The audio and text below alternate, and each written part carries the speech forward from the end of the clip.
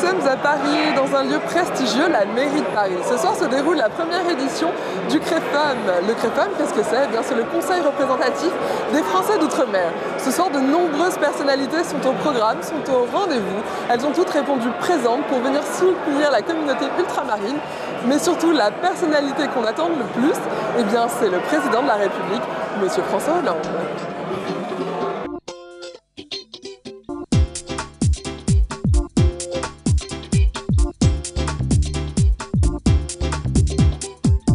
Le CREFAM est une organisation qui s'est créée avec 28 députés sénateurs, présidents de régions et départements, qui s'est créée avec 130 présidents d'associations les plus puissants et qui s'est créée aussi avec 80 personnalités. Aujourd'hui, c'est une institution reçue par la République et qui reçoit aussi la République.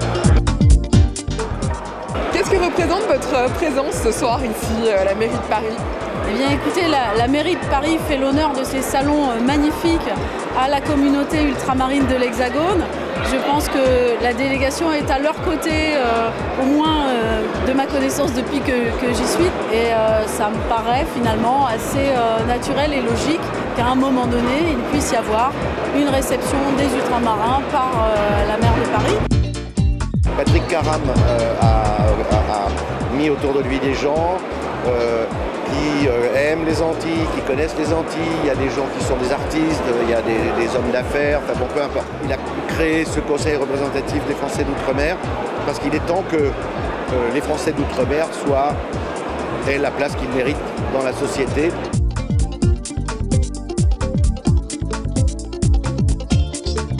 Pourquoi est-ce que vous êtes venu du coup assister à ce dîner? Parce qu'on m'a invité. Ah d'accord, très bien. Ça représente quelque chose pour vous ou pas? Pour le moment, c'est un dîner. Oui. Donc après, il y a des gens qui sont en contre. C'est de la para pour le moment. Mais moi, j'aime le travail de fond. Pour le moment, c'est bien pour les relations publiques, se rencontrer. Mais moi, j'aime tout ce qui est constant. J'aime la constance.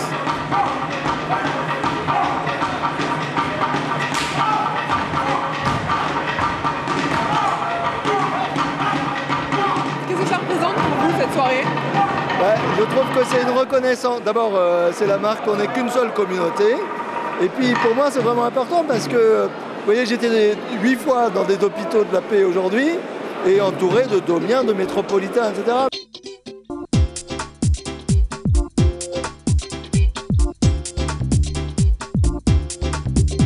Je suis là pour rencontrer un peu les personnalités de l'outre-mer, donc discuter, échanger et puis sortir un petit peu du monde du sport.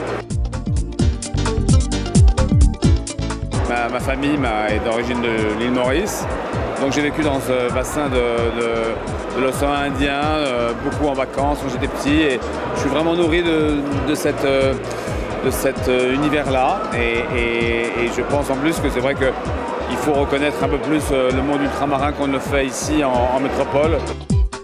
On a décidé de faire force. C'est très compliqué, on vient tous d'univers différents, on a tous des cultures différentes, le Pacifique, l'océan Indien, l'océan Atlantique, Saint-Pierre-et-Miquelon, mais on a tous un truc en commun, c'est qu'on veut exister dans nos paramètres culturels pour enrichir la République.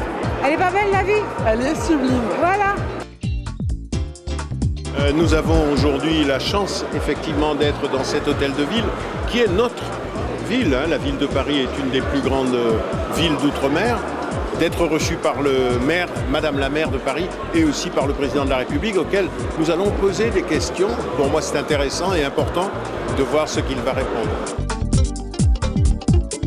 C'est important qu'on se réunisse et qu'on montre qu'on est ensemble parce que quand on est ensemble on est plus fort et notre voix a beaucoup plus de force et surtout en France, bien sûr on fait partie de la diversité mais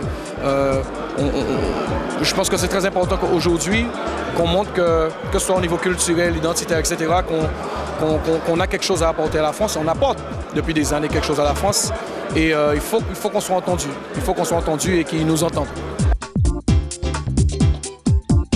On a l'impression que dans ce pays, qui est notre pays en fait, il y a des départements hexagonaux et puis les autres départements, ce sont des sous-départements. Il est temps que ça change, on est quand même au XXIe siècle et voilà, donc si le CREFORM peut aider à faire en sorte d'avoir un monde meilleur pour nos enfants, puisqu'on parle aussi des prochaines générations, hein, donc c'est ce qu'il y a de mieux en fait. En tant que ce que je suis guadeloupéen, j'ai toujours l'impression que ces grands-messes sont des prétextes, des espèces de, comment dire, d'étendards qu'on brandit comme ça, et qu'après, derrière, la coquille reste vide. J'aimerais que cette coquille se remplisse, fasse sens, que ça devienne réellement un levier qui fasse avancer nos luttes, parce que ce sont des luttes encore.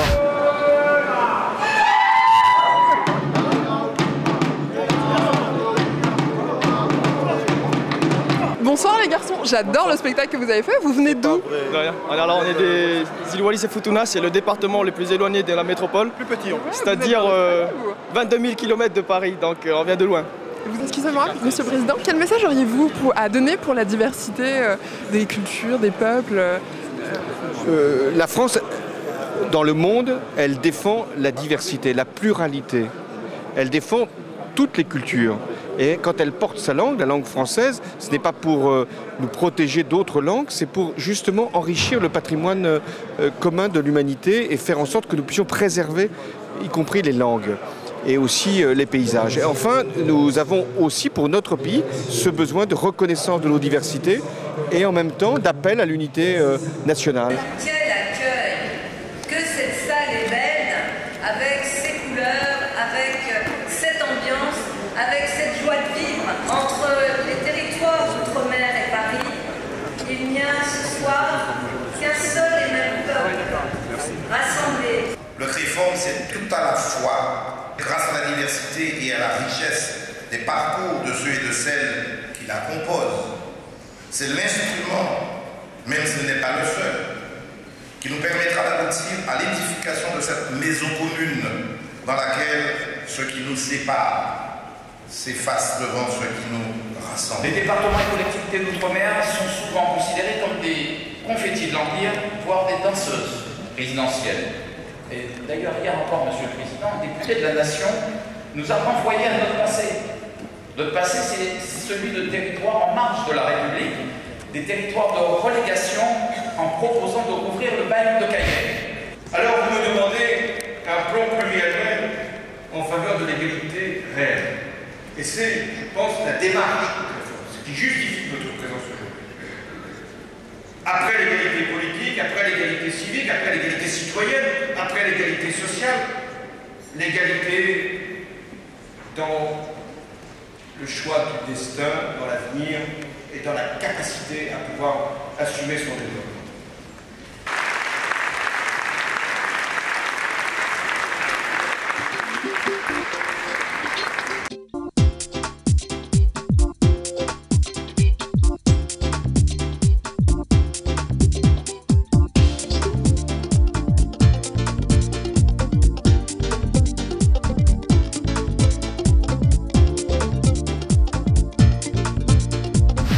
Moi, ce qui m'ennuie, c'est que tout ça ne devrait pas exister, en fait. Oui.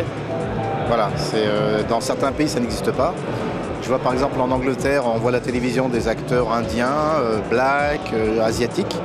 En France, il y a un problème, je ne sais pas d'où il vient. Donc, pour compenser ce manque, cette carence, on crée le CREFORM, on crée des associations.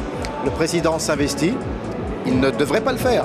C'est une présence qui prolonge l'action qui existe à l'Assemblée nationale où nous avons essayé, notamment dans le cadre d'une délégation aux Outre-mer, d'avoir dans le cœur battant de la démocratie un lieu où l'on peut discuter de l'ensemble des inquiétudes, des espérances et des rêves qui existent en Outre-mer pour essayer d'y répondre au travers de la loi.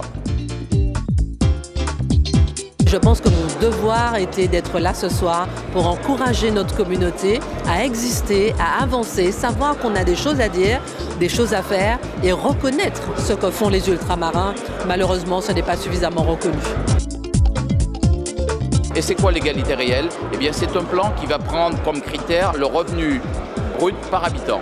Ce revenu brut par habitant, la moyenne hexagonale, la moyenne nationale, doit être dans notre viseur. C'est précisément ce que nous souhaitons nous atteindre avec un plan, une loi qui va rassembler la gauche et la droite.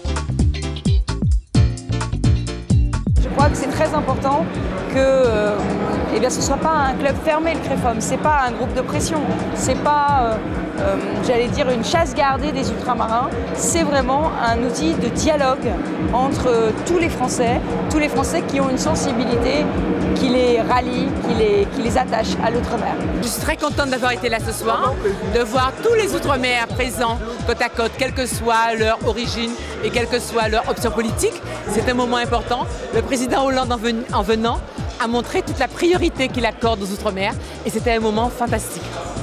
Quel est le bilan du coup Le président de la République a répondu de manière très concrète et très positive à toutes nos demandes. Il a sécurisé en matière culturelle, en matière économique, des questions en matière institutionnelle, des questions que les uns et les autres se posaient. Donc il a fait des annonces fortes et surtout sur l'égalité réelle. Et c'est ça la véritable révolution. Nous verrons comment il a l'intention de mener ce grand projet, cet immense projet, à terme, avant la fin de son quinquennat. Tahiti. Hein? Tahiti. Comment tu es venu ici? En avion. Le groupe Chaud Tahiti Nuit a bien accueilli le président, le public, voilà. CREFOM 9 fois en force. Oui. BDM TV que nous aimons, ok. C'est lui que nous a gardé, ok.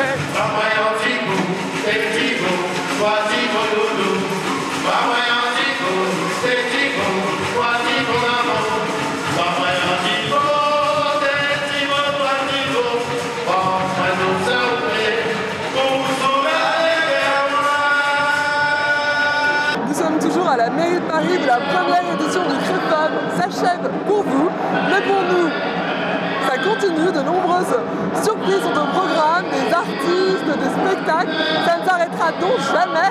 Merci BDM pour ce moment. À bientôt. Pas belle la vie, c'est ça l'outre-mer, c'est super.